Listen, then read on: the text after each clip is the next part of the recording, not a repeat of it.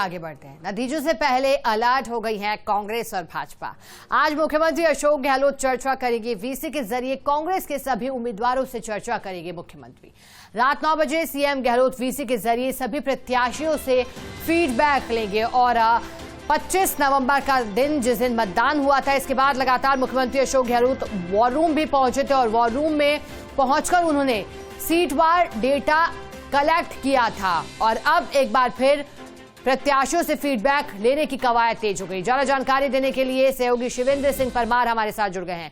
शिवेंद्र, जानकारी दीजिएगा। रात 9 बजे सीएम गहलोत वीसी के जरिए सभी प्रत्याशियों से फीडबैक लेंगे। कौन कौन उम्मीदवार वहां मौजूद होगा और अब तक क्या आकलन सामने आ पाया है, क्योंकि पहली बार नहीं है जब फीडबैक लिया जा रहा है? बिल्कुल, जैसी जानकारी मिली है शिखा, नतीजों से जो पहले की रात है यानी कि आज रात मुख्यमंत्री अशोक गहलोत 8 और 9 बजे के बीच में तमाम जो प्रत्याशी हैं कांग्रेस पार्टी के राजस्थान में, उन सभी से जुड़ेंगे वीडियो कॉन्फ्रेंसिंग के जरिए और एक बार फिर उनसे जो नब्ज है उसको टटोलने की कोशिश होगी कि आखिर उनकी कॉन्स्टिट्यूंसी में उनका अपना क्या मानना है, कम से कम वो कितने वोटों से अपनी जीत मानते हैं, कौन सी ऐसी सीटें हैं जहां कड़ा मुकाबला है, कौन सी ऐसी सीट है जहां कांग्रेस प्रत्याशियों को ये लगता है साफ तौर पर कि हाँ वो चुनाव जीत सकते हैं। इसे लेकर मुख्यमंत्री मंथन करेंगे। बहुत संभव है किसी बैठक में यह निर्देश भी दिए जाएं सभी जो प्रत्याशी हैं कांग्रेस के उनको कि वो अगर चुनाव जीतते हैं तो अपना जीत का सर्टिफिकेट लेकर जल्दी से जल्दी जयपुर के लिए रवाना हो, क्योंकि ऐसी भी सूचना है कि जो जीते हुए प्रत्याशी होंगे उनको कल रात तक ही जयपुर आने के निर्देश दिए जाएंगे इस बैठक में। तो ये काफी महत्वपूर्ण बैठक होने वाली है और मतगणना से पहले की जो रात है एक तरीके से बड़ी बेचैनी वाली रात रहेगी शिखा।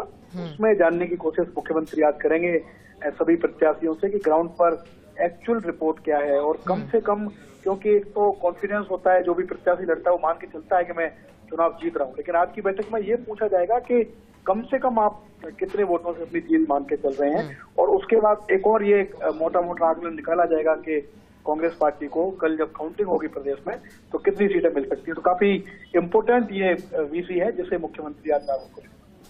तो शिवेंद्र, ये माने कि इस गणित से आगे का गणित तय किया जाएगा, क्योंकि अब तक जो एग्जिट पोल सामने आए हैं सभी के अपने अपने दावे हैं, लेकिन इस दावे के बीच कड़ी टक्कर कांग्रेस और बीजेपी में दिखाई दे रही है। ऐसे में क्या निर्दलियों का सहारा भी पार्टियों को लेना पड़ सकता है? इसका गणित भी अब इस वीसी के बाद तय किया जाएगा। बिल्कुल, जो वीसी में फीडबैक निकल कर आएगा उससे एक मोटा मोटा अंदाजा लगेगा कि कितनी सीट कांग्रेस पार्टी यहाँ हासिल कर रही है और जितनी सीट कांग्रेस पार्टी को प्रत्याशियों के फीडबैक से मिल रही है क्या उतनी सीट पर्याप्त है और निर्दलीय की जरूरत तो नहीं पड़ेगी। और अगर निर्दलियों की जरूरत पड़ेगी तो ऐसे कौन से निर्दलीय हैं जो कांग्रेस पार्टी को आसानी से मिल सकते हैं, क्योंकि निर्दलियों के पास दोनों तरह के विकल्प होते हैं। वो भारतीय जनता पार्टी के साथ भी जा सकते हैं, वो कांग्रेस के साथ भी जा सकते हैं। तो कौन सा निर्दलीय है, उसका क्या बैकग्राउंड है, क्या वो भारतीय जनता पार्टी से भागी होकर चुनाव लड़ा है या कांग्रेस से भागी होकर चुनाव लड़ा है, ये बहुत इंटरेस्टिंग है देखने के लायक कि किन बागियों से कांग्रेस पार्टी संपर्क करती है। लेकिन आज जो रात की बैठक है मुख्यमंत्री अशोक गहलोत की, उस बैठक में एक ये अंदाजा लगाने की कोशिश है। ठीक है शिवेंद्र, बहुत शुक्रिया आपका साथ जुड़ने के लिए, जानकारी के लिए।